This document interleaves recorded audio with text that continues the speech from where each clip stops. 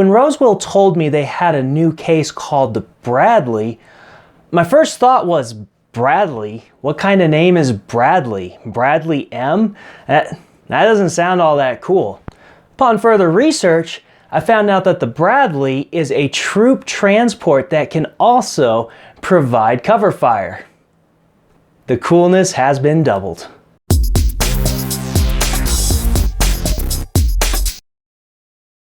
Hey guys, Hardware Hound here, and we are going to be looking at another computer case today. So, yep, Rosewill sent me the Bradley M, and it's kind of a mid-tier budget case.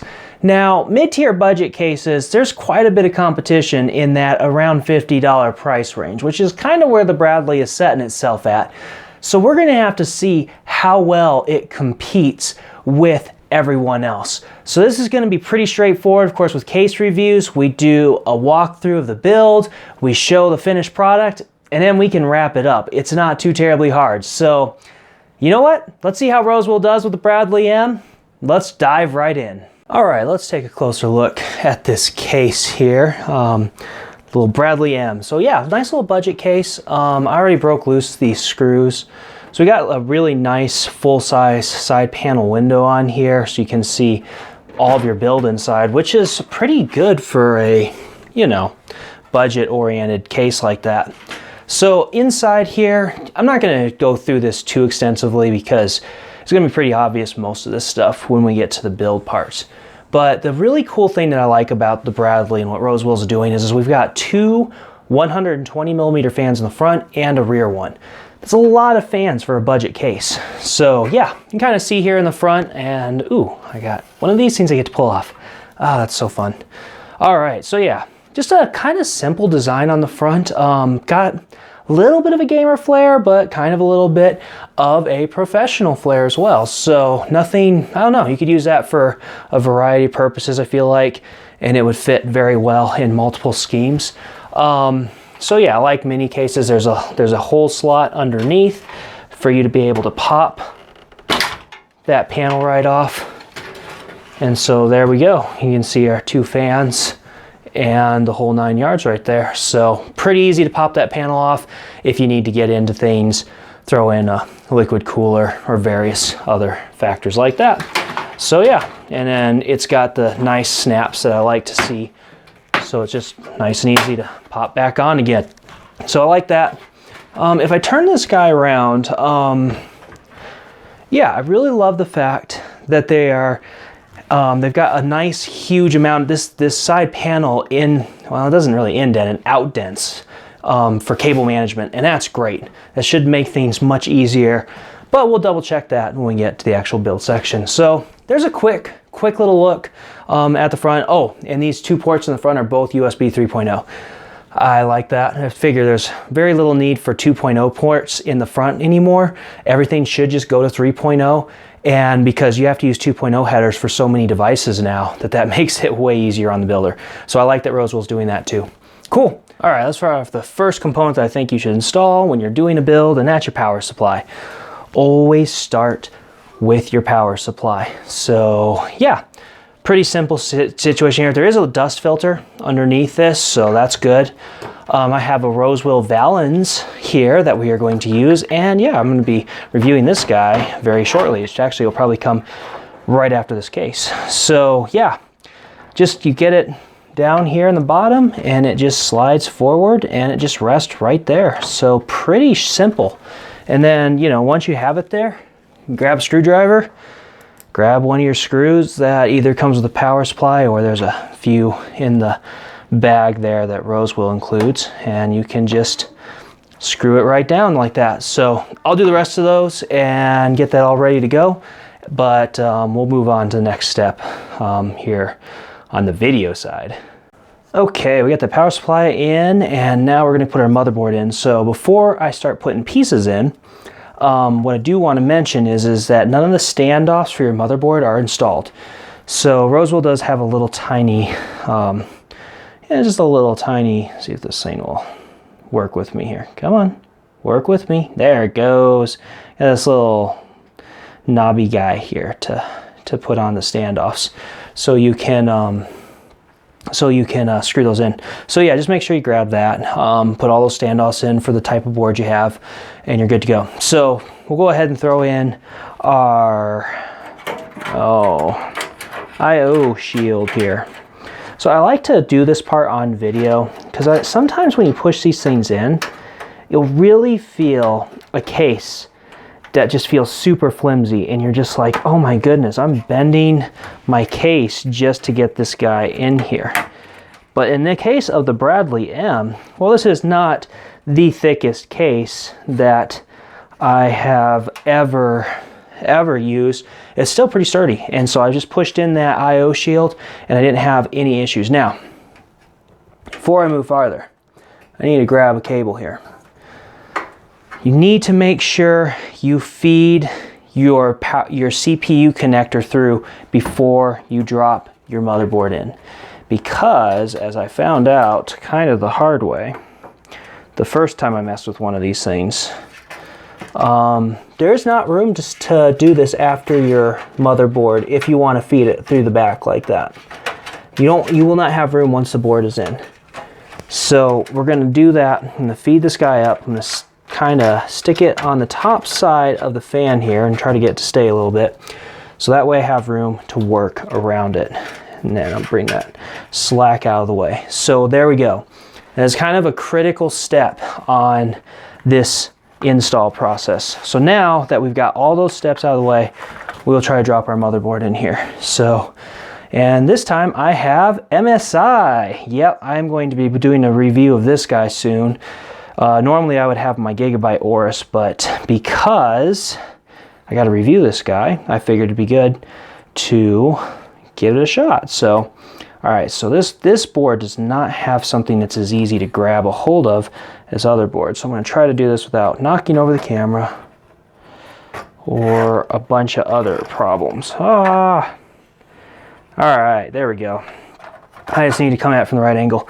So that wasn't too bad. It's a budget mid-tower case, so you can't expect it to have tons of room, but overall that slid in there pretty easily. So now if I get all my stuff lined up, push this guy forward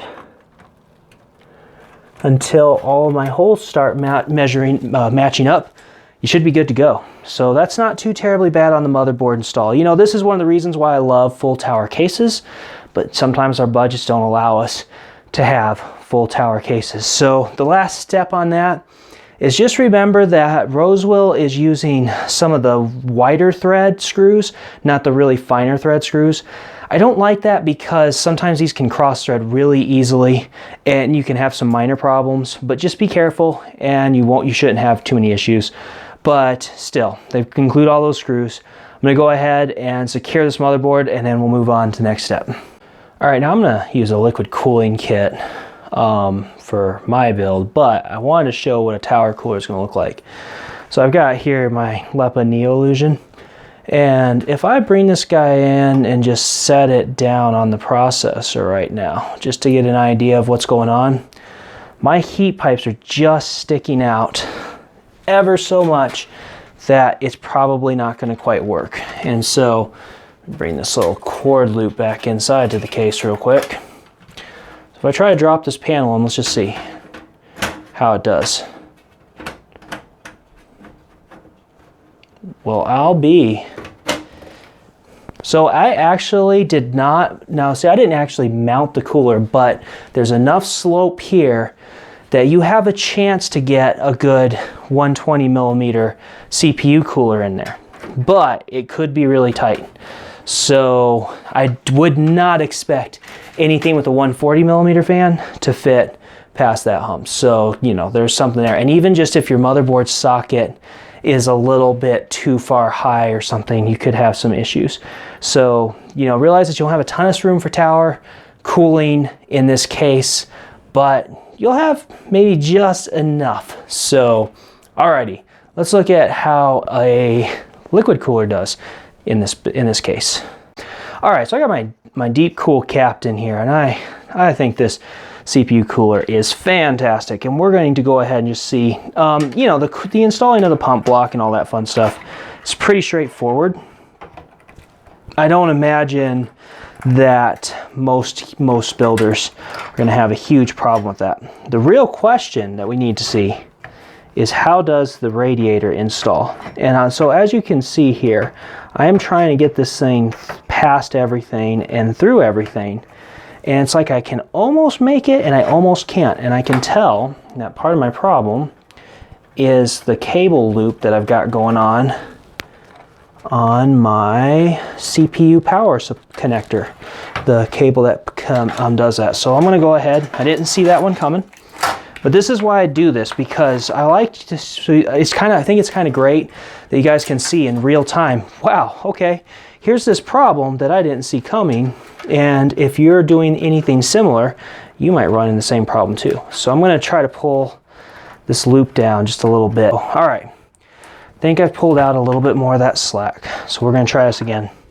See how this does. So yeah, I don't see 240mm radiators actually working well. You could probably throw in some extra 120mm fans, but the liquid cooling on that side is going to be very, very tight, and it's not going to really work to put a radiator on top like that. So alrighty, well, I guess what we'll do is we'll throw in our Neo Illusion, and we will stick with the tower cooler for now, and then we will continue by seeing how the rest of the parts go in. Okay, so got the tower cooler in there, got my graphics card in there, and yeah, good news on that. If you have a monster graphics card like I do with this Sapphire, well, you've still got plenty of room up here, so that is great. I am past this hard drive cage, but because the cage stops here, it still leaves me plenty of clearance, so yeah, good job there. That is nice. So the last thing I really want to show you as far as an install is concerned is putting in a hard drive. So Rosewill does have a spot for a solid state drive right there up top, and that's pretty standard. You know, you pull the tray out, screw the drive in, and you're done. But this guy is a little bit easier. So yeah, all you have to do is there's a little bit of a knob here, plastic knob that helps put a little tension on the drive. Then there's this little tab that pulls out, and this drive will just slide right in, and the tab will hold it at the screw hole. So that's it. Put a hard drive in, done. And so yeah, I was pretty happy about that. I love it when I can just slide a hard drive. You know, I don't use old hard drives as much anymore, but every once in a while you can just, you know, need to throw in a hard drive. And if you're getting a SSD and a terabyte drive for game storage, then, well, there you have it. You've got a nice, easy way to slide that terabyte drive in. So yeah, we'll go ahead and still look at the cable management side of this after I get all that finished, but then we can start looking at wrapping up this review. Okay guys, so here's a pretty realistic expectation of how this cable management is going to end up if you only use what's included with the case. So the zip ties were too short to reach around like a bigger bundle of cables like what I got going on here, which is really not a huge bundle. I mean, you figure I've got my USB 3.0 cord, I've got a power connector for my PCI that I wanted to loop through so that it was kind of more up top instead of dangling from the bottom of the case. Kind of helps keep it out of sight a little bit more. And then of course I've got, you know, got to have my 24 pin connector. So longer wire ties would have been helpful, but they also have these longer, well, cable ties. They also have these longer wire ties, so I was able to just use one of those and connect it there. So as you can see, not too bad. You know, I could definitely do more to clean this up a little bit, but what's going to really matter is how easily I can slide that panel on. Okay, this guy here, this massive out dent on this back made sliding this panel so easy. I mean, it just slid right on there. So this, great for cable management. I'm very, very happy. Definitely going to make up for some of the lack of liquid cooling space that I ran across. So man, that probably one of the easiest cases in this budget range that I've been able to slide a back panel on. So that's kind of fantastic. So, all right, now I'll finish putting this thing together and then we will turn this baby on. Okay guys, so this is what our case looks like all put together and lit up. So yeah, got the blue LED fans in the front, looks nice. Got our CPU cooler got everything in there, so not bad. I mean, it was a little tight in some spots, but everything worked fine and didn't have any actual issues except for the tower cooler. Now this window is pretty good about showing you some stuff, but it's also got a couple of weak areas. So I'm going to re-angle this camera and then just show you a little bit from a different angle what the rest of this build looks like. So yeah, there's a little bit of a closer angle there. So now you can see a little bit more of some of the lighting effects I have on my motherboard. But as you can see, the panel kind of closes off those edges a little bit. So you're only really going to see like your graphics card and your CPU cooler from this window. That's not a bad thing though. I mean, it really does show a good chunk of your build. But you know, some of that top section of your build is a little closed off because of how high up the motherboard is. So yeah, there we go. I think that gives us a pretty good idea what's going on with this case. I think we can go ahead, skip over to the conclusion, and wrap this guy up. So let's wrap this thing up. So Rosewill, one of the things that I really think that they do excellently is when it comes to the experience, just how is the case in terms of just how it feels when you're done finishing doing your build. One of the things I gotta say is Rosewill, I always seem to come away from a Rosewill build feeling really good about the work that I've done. Their cases just seem to work well. They just, you know, and some of that I can't entirely explain why, but I don't come away from putting a build into a Rosewill case feeling frustrated or feeling like, oh man, I'd never do a build in this case again. And you know, I've come away with that feel with multiple other cases. As far as the $50 budget realm is concerned, that is a tough budget to try to throw a case into. It does not give you a lot of overhead to mess around with, so it doesn't give you a lot of options on what you can throw in and what you can't throw in on the case. And in light of that, Rosewill has done an excellent job with the Bradley M. I mean, we've got a really good, nice full-size panel window here. The cable management space on the backside really surprised me. I was not expecting that back panel to just slide on that easily. And considering that I did just a very quick, simple cable management job where I just kind of bundled all the cables in a spot and then laid them there, that's phenomenal. I really love the way that they put these out dents on their panels on the sides to really give you that little bit of extra clearance. So yeah. You know, having room to be able to slide my motherboard in, having room to just slide parts in, that always makes me happy, and Bradley's done a great job. The problem that I have yet to really see fix itself in the $50 budget range is the support for the 240mm rad.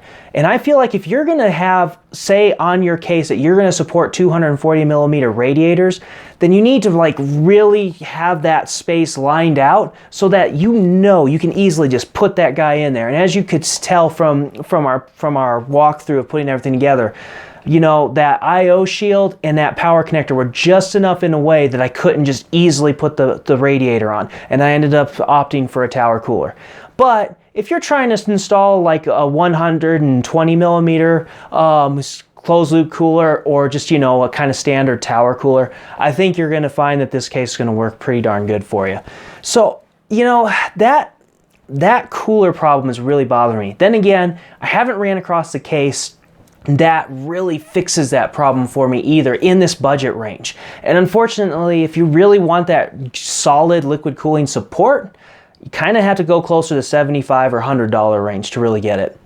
But once you get past that one kind of major quibble, man, you've got 3 included fans, 2 blue LED ones, everything is really quiet. We've got a very sturdy, solid metal chassis, and this is a pretty excellent side panel window there on such a budget case. And it's because of that I'm going to go ahead and award the Bradley M an Editor's Choice Award, because as of right now, and with the number of cases I've shot through and the number of budget cases I've used for building in, I recommend this one the highest. I would say if you are looking at that $50, $55 budget range, then you should just go ahead and grab a Bradley M. I think this is the best case I have used in that bracket. And that's saying a lot because I've done quite a few builds in those bracket ranges. So I really like what Rosewill's done a good job on this, guys. you know, if you can just really get that radiator support. I still want that $50 budget case that really actually legitimately supports a 240 millimeter radiator without having to worry about clearance, or, you know, it just pops right in there. And I haven't quite found that yet. So, you know what? I am going to do it for 55 bucks on Newegg. That's a really good price. And if that's around your budget for a case, then I would have to say that this should be your first choice. And yes, I know, haven't reviewed every case out there, but I really do like what Rosewill's done. So there we go. There's your case review. Guys, let me know in the comments below what you think. If there's some details, questions, things that I missed, ask me. I try to cover everything I can, but you know, it always seems to be that one little thing that somebody asked me and I'm like, I didn't answer that question. So let me know. Like and subscribe if you like what I'm doing, and I will catch you later.